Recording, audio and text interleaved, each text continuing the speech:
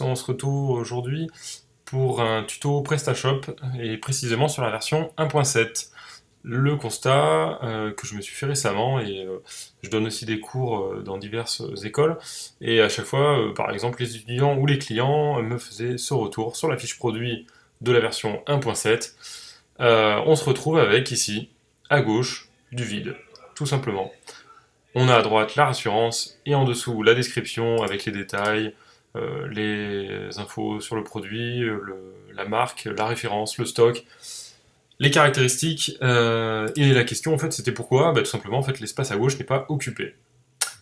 Alors aujourd'hui on va tout simplement faire en sorte que cet espace soit utilisé et de manière très simple, vous allez voir en 2-3 minutes et avec quelques lignes de code, on va pouvoir effectivement optimiser ça et de faire en sorte que lorsqu'on arrive sur le site, directement on puisse voir beaucoup plus de descriptions et éventuellement de caractéristiques. Voilà. Donc, première chose, on est sur PrestaShop 1.7, on va aller dans le back-office, on va aller dans paramètres avancés, performance.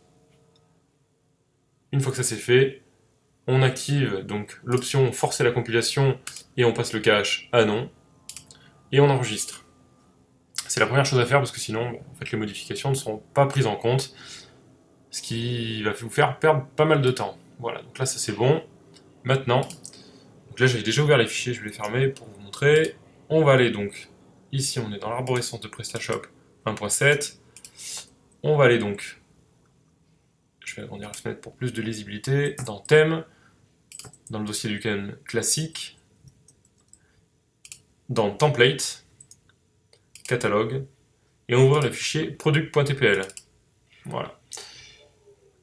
Donc le fichier product.tpl, en fait, très simplement, on va retrouver dedans, ici, la ligne qui contient donc deux colonnes. La première, ici, qui contient notamment la partie de gauche, on le voit ici, colle MD6, ça veut dire qu'en fait elle va prendre la moitié, 6, on est sur une largeur de 12, hein, sur un système de grille, donc pour le coup, 6 étant la moitié. Ici, on va retrouver donc les petits fanions, les images, les miniatures, etc.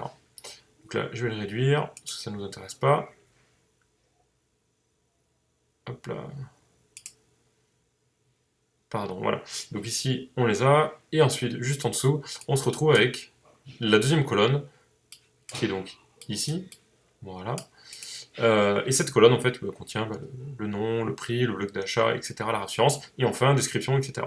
Nous, ce qu'on va vouloir faire, c'est tout simplement donc passer le bloc description, là, ici, voilà, que je surligne, tout ce bloc-là, en fait, sur la largeur complète. Donc d'abord, on va aller le chercher, ce bloc. Si on scroll, on va voir effectivement, ici, bloc name product tab. Donc en fait, très simplement, c'est celui-ci.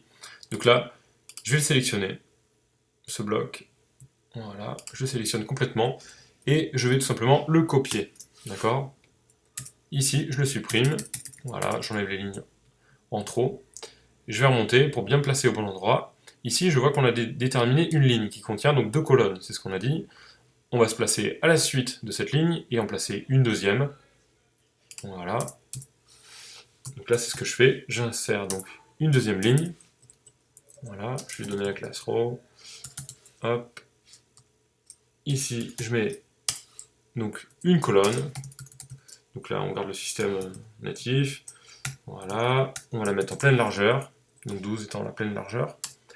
Et à l'intérieur de cette nouvelle div, donc de cette nouvelle ligne et de cette nouvelle colonne qui prend toute la largeur, on va tout simplement coller euh, tout le code qui permet d'afficher les tables sous la fiche produit. Petite particularité supplémentaire, je vais ici placer un ID sur cette nouvelle ligne que je vais appeler par exemple product tabs par exemple. On va l'appeler comme ça. Une fois que ça c'est fait, on revient sur notre fiche produit. Voilà. Donc là, le résultat il est immédiat, vous avez vu, on y est passé une minute, le temps de vous expliquer.